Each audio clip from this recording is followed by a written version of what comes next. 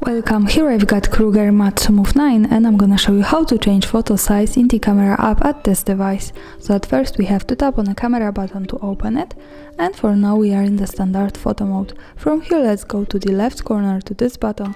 When we pick this, we can open the advanced camera settings, and here at the third position we have the picture size.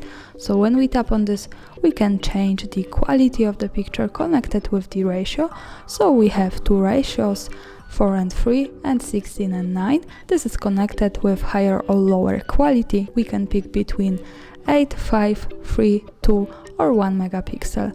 So let me show you the difference. Now we are in 4:3 ratio. Let's change this to 16:9, and when we go back to the camera preview, we can see that the background has changed to the longer one.